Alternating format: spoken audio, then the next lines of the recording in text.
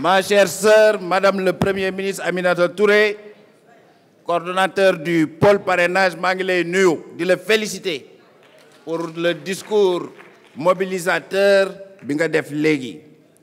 Mon cher ami et frère, le coordonnateur du pôle communication, Monsieur le ministre El Hadj Hamidou Kassé, voilà votre personnel, voilà vos soldats qui demain vont parcourir les chaînes de télévision pour célébrer le 24 février la victoire du président Macky Sall. Inch'Allah. Vous avez le choix. Préparez vos listes d'ores et déjà. Monsieur le coordonnateur du CEP, mon cher frère, mon jumeau, le ministre Mor Ngom, et avec vous, votre vice-coordonnatrice, ma sœur Zahra Iyane Thiam. Madame le ministre, je vous salue. Et bien entendu, monsieur Cheikh Sarr, qui est le point focal des cadres au sein du CEP. Mesdames, Messieurs les membres du CEP, chers amis, monsieur le coordonnateur de la CCR, cher ami, cher frère, le ministre Abdoulaye Diouf Sarr, monsieur Alpha Bayla Gueye, coordonnateur des cadres de Benno, camarades, je commence par m'excuser pour le retard. Nous étions en conseil des ministres aujourd'hui et après le conseil, mon patron m'a retenu pour quelques minutes, pour quelques ajustements. Et ça m'a pris un peu de temps après la circulation et je suis arrivé en retard. Camarades, vous avez fait le bon choix. Vous avez fait le choix de la stabilité dans ce pays, la stabilité politique, la stabilité économique qui va nous conduire vers l'émergence en 2035, la stabilité tout court. Vous avez fait le choix du patriotisme. Vous avez fait le choix de l'émergence en décidant d'investir le président Macky Sall comme votre candidat pour l'élection présidentielle.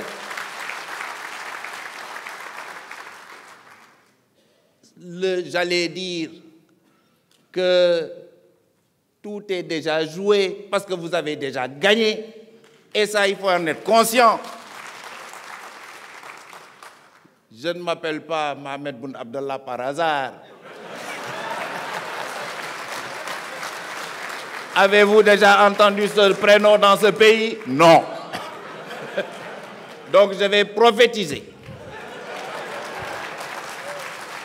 Et je vais le faire en m'appuyant sur du concret. Le concret, c'est le bilan du président Macky Sall. Je ne parlerai pas du futur, mais le bilan, il est d'abord politique. Il est là, il s'appelle Benno Bokk Yakaar. C'est le train express national, pas régional. C'est le train express national de la vie politique sénégalaise. Ku dal ci kawam daanu ku mu jaar ci sa kaw doo jóg. De Dakar à Fongolembi, de Dakar à Matam, de Dakar à Tambacounda, à Ziguinchor, vous êtes la force vive de la vie politique nationale. Ku fi am lii élection yi fi jaar yépp ku ko gagné depuis 2012 Benno Bokk Yakaar. La loi des séries ne va pas se rompre. Inch'Allah, le 24 février à 18h, le tour sera déjà joué. Et qu'est-ce qu'on entendra? Qu'est-ce qu'on entendra? Dama ne yuuxu bu bari dina jóge fu ko kenn fagul. Déjà premier yuuxu le 10 décembre di nga gis militants yu bari wàcce seen ay chefs de parti ndax amuñu parrainage. Ma ne coow li fi mu nekk mooy ñaata candidat moo am. Alors on voit des anciens candidats qui se baladent de maison en maison, faire des photos Facebook, mais ils sont dans le virtuel, ils sont des candidats à la candidature, ils ne sont pas des candidats à l'élection présidentielle, parce qu'ils n'auront pas de parrain. C'est ça la réalité. Ma ne bu ñu demee ci cappaandaw ga ñaata candidat yi am duñu fees duñu paase loxo. Et après le 24 février, le 25, parti yu bari dina tas, je vais prophétiser. Di nga ci gis parti yu woote congrès d'office wàcce seen leader ne ko tu étais trop extrême, voix bi nga jëloon baaxul. Parti yu bari dina tas, xam nga lu ciy mujj. Dégg naa fi dañuy dem élection législative ñu pare le lendemain ma dégg benn candidat naan dëkk bi màkkiwul yéen ñi yéen a màkki le peuple. Et il tirait sur le peuple, il insultait le peuple sénégalais souverain. C'est grave. Ils récidiveront parce qu'ils n'ont que la défaite devant eux. Donc, rationalisation des partis politiques bi ñu waxoon dans la Constitution, elle va se matérialiser par les parrainages d'abord et le vote des Sénégalais ensuite. De fait, et on verra, rira bien qui rira le dernier. Aujourd'hui, ils se marrent dans Facebook, ils sont dans le virtuel. J'ai dit notre candidat de Dakar à Fongolimbi, de Dakar à Matam, de Dakar à Richard Toll, à le Jolof, partout où il va. Regardez, souvenez-vous, à 3 mois, nous sommes à 3 mois, un jour d'une présidentielle. Souvenez-vous des chefs d'État sénégalais qui se promenaient dans le pays 3 mois avant. Est-ce qu'ils mobilisaient? Est-ce qu'ils bénéficiaient de l'adhésion et de l'amour des Sénégalais? Jamais. Voilà la réalité. Je dis, le bilan du président, il est d'abord politique. Et ce bilan politique, ça lui ressemble. Et c'est normal qu'il mobilise Benno Bokk Yakaar parce qu'il est un homme d'équilibre, même dans sa pensée politique. Le libéralisme social, il dit oui pour une économie de marché, mais non à la société de marché. Voilà le candidat Macky Sall. Et c'est pourquoi tout le monde est à l'aise avec le candidat Macky Sall.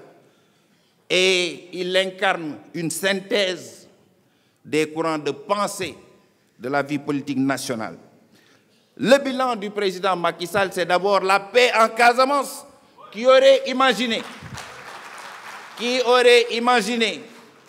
il y a 2 ans, qu'en janvier 2019, on aurait un président sénégalais qui s'appelle Macky Sall, à côté d'un président gambien qui s'appelle aujourd'hui Adama Barrow, ensemble la main dans la main, en train d'inaugurer le pont de la Transgambienne.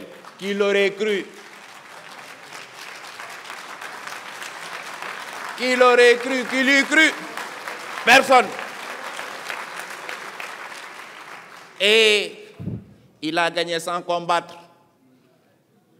Il a gagné sans combattre. C'est un stratège, notre candidat. Et il gagnera sans combattre. Encore, Inch'Allah. La Casamance, la paix. Doy na bilan. Dañ waxante dëgg. Fii dañ daan def contournement. Ndax waa ji fa nekkoon day xëy suba ne bac bi lii multiplier naa ko par lii. Il a été battu. Et j'allais dire proprement, sans combattre. Voilà la réalité Macky Sall. Partout, le bilan, partout, tout autour de nous. Il ne fait pas bon vivre aujourd'hui dans d'autres pays de la sous-région avec lesquels nous avons tout partagé, qui aurait pu être notre pays aujourd'hui. Certains, nous avons partagé une confédération. Aujourd'hui, ces pays sont menacés dans leur existence par des forces obscurantistes qui cherchent des débouchés vers la mer. La politique de sécurité du président Macky Sall nous préserve, nous, peuple sénégalais. Et il faut le dire, et s'en féliciter, loolu rek jar na it réélection. Le président Macky Sall a trouvé ici, en arrivant, une société hautement duale et divisée, avec ses imperfections, une élite qui captait la rente et l'interland entièrement délaissé, qui a créé l'acte 3, qui pouvait y penser la communalisation intégrale, Macky Sall. Qui a créé le PUDC, Puma? Macky Sall. Qui est en train de mettre Promoville en place? Très bien. Maintenant, on continue.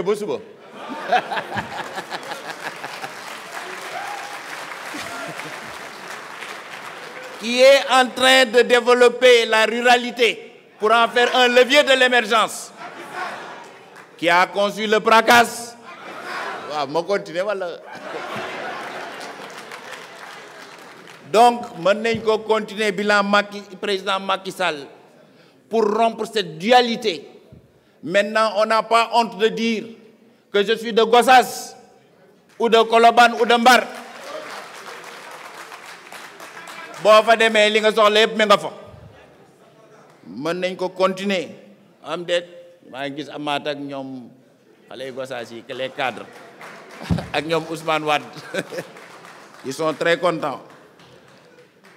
Disparité régionale, inégalité sociale qui étaient des imperfections, qui étaient, j'allais dire, le milieu rural dans notre pays était dans l'angle mort des politiques publiques.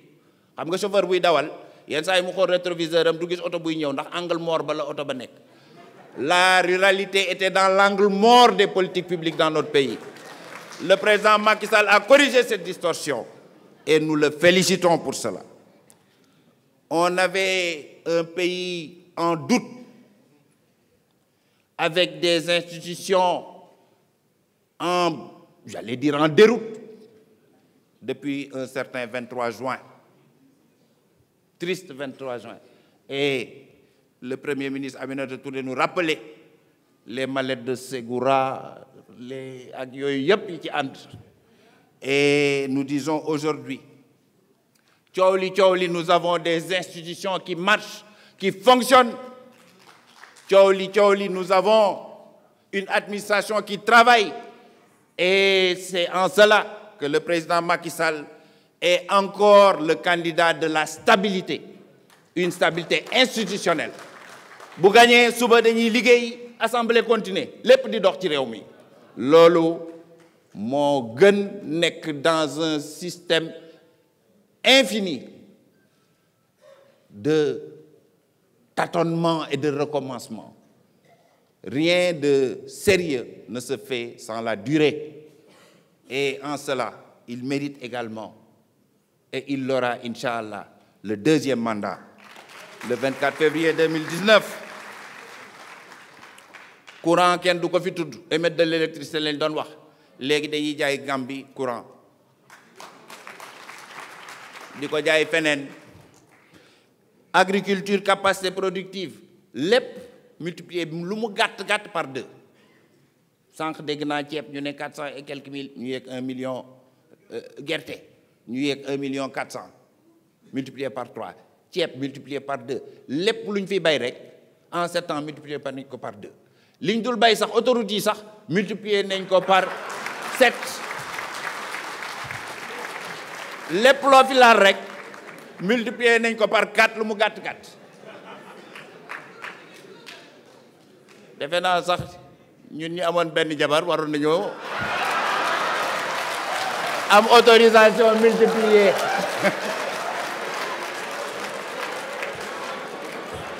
Gars yi d'accord ngeen dañ koy def nag ci programme bi.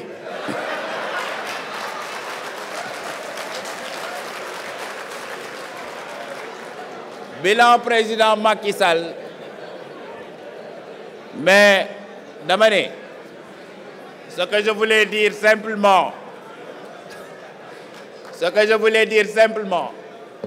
que le bilan du premier mandat du président Macky Sall, au-delà de ce qu'on a multiplié le physique par 3 ou 4, il est aussi immatériel. Il est dans la paix en Casamance, il est dans la sécurité et la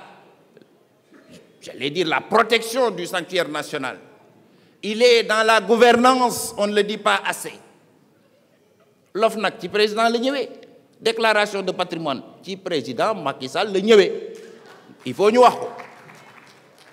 On n'a aucun complexe par rapport à la gouvernance fii ci réew mi ku fi sàcc di nga duñ la gracier yi di nga ko delloo xaalis bi loolu mooy yoon te noonu lay doxee incha allah.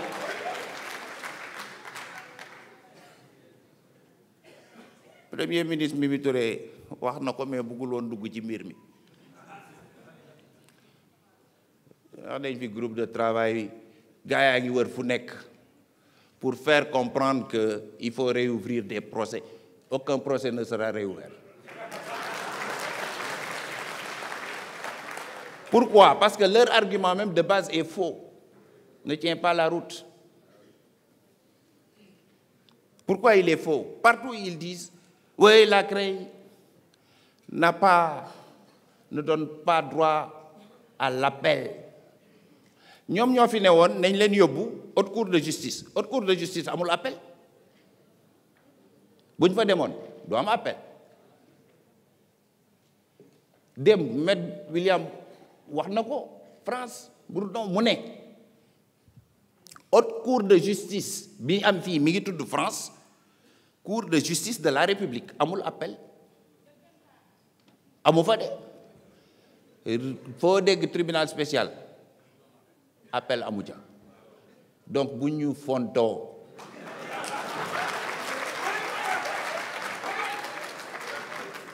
yore sa ay milliards di wut ay avocat suba ngoon di fay ak ay cabinet de lobbying yomb na mais nee nañu sàcc ndënd yomb na fa nga koy tëggee moo jafe. La République est debout et le droit sera dit en toutes circonstances dans notre pays parce que telle est la volonté du président Macky Sall. L'état de droit loolu nañ koy bàyyi xel nag yéen cadres yi ñun commencé par moi nañ ciy bàyyi xel de suñu patron bëggul ñu blanc bilan bi mi ngi ci loolu mi ngi ci transparence nañ koy wax nag gestion sobre et vertueuse moo fi am de leneen amu fi donc nañu ci jàpp ku nekk di liggéey pour réew mi servir et non se servir loolu laa bëggoon a wax ci mbiri bilan li ci des ci li ma ci sama patron may tuuti nee na ma bu ma yàlla dimbalee ba ma toogaat maanaam li ñëw suba incha allah je vais avec vous le Sénégal préparer davantage notre pays à son rendez-vous avec l'avenir.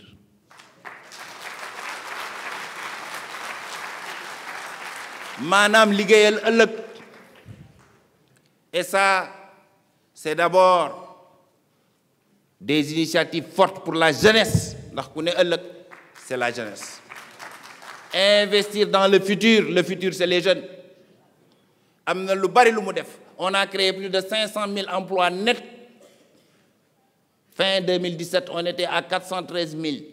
Création moins suppression. Waxuma nag gaal bi mool bi yóbbu gaal waxuma loolu de wala kiy bay ceeb déedéet société yi laa wax ak état bi ñu boole leen li ñu créé ak société yi tëj bu ñu ko supprimer statistique officielle contrat CDD et CDI enregistré estampillé classé au ministère du Travail fin 2017 413 000. Et 2017 on en a créé plus de 80 000 et on a dépassé le train pour cette année. Donc fin 2018 on aura créé dans ce pays plus de 500 000 emplois. Ça c'est extrêmement important.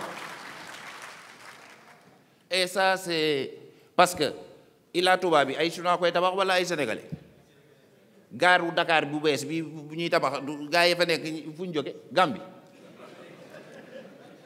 am déet pont Fongolimbi bi ko tabax mais projet président yi koy tabax très bien Diamniadio boo fa demee immeuble yaa ngay poussé comme ay kii ay champignon ku leen di tabax non kooku kay xëy na gaa yi la ñuy ay sénégalais doomu sénégalais leen di tabax bis bu nekk mbay mi boo demee ci tey entreprise yu mag yi dans l'agro c'est des sénégalais qui travaillent toolu courant yi président def ci réew mi ña fa nekk fu ñu dëkk soo demee Kawan waa Kawan na fa ne nga dem Mérina waa Mérina ana Baare Ndiaye am na toolu courant foofu seen dëkk ku fay liggéey lu dul seen waa dëkk mais waat donc noonu la affaire bi demee ay sénégalais ñooy liggéey président créé na ci plus de 500 000 jobs en nette création brute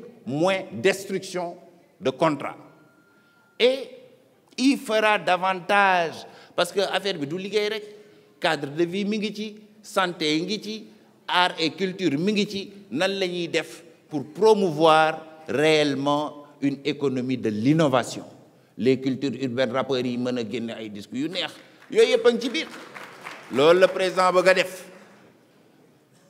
préparer le rendez-vous avec le futur incha allah loolu nag mën na jaar ci numérique bi mën na jaar ci économie sociale et solidaire les travailleurs sociaux à promouvoir davantage dans le pays mën na jaar ci secteur yu bari ci les programmes de la jeunesse par l'industrialisation également les parcs industriels yooyu yëpp pour développer davantage le processus doper davantage le processus de transformation structurelle de l'économie sénégalaise foofu lay yem ci junj rek sama benn xarit sama benn rakk moo ma ne foofu lay terminer pour ngeen gën a ñime président nag nee na mi ngi leen di remercier il vous remercie de manière particulière il sait qu'il gagne mais il vous invite au combat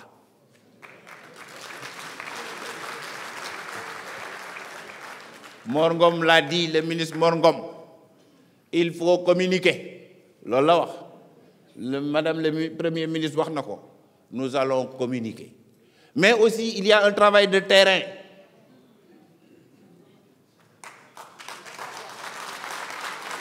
loolu yóbbante président laa leen di wax de moo ma ne waxal ma sama gars yi de nañuy communiquer nekk ci plateau yi mais bu ñu def comme ñeneen ñi nekk ci virtuel bi nañuy wàcc tam ci terrain bi di parrainer ñu jox ñuy parrainage yëpp ñu jox la déléguée du pôle parrainage ñuy parrainer suivre suñuy ñi parrainer ba jour vote loolu tam parce que c'est notre rôle d'encadrer en tant que cadre de Benno Bokk Yaakaar sama benn rak daf ma woo keroog mu ne ma grand nga sa xel dal ma ne ko lu tax mu ne ma ku naan lewel di nga naan deuxième mu ne ma te deuxième bay dàq toujours ndax dina am mant ak naanaak lépp ci biir gars yi bon naan nañu lewel ak président invité naa ñëpp le 25 février 2019 pour ñu naan ñaareel bi ak plein de mant jërë ngeen jëf merci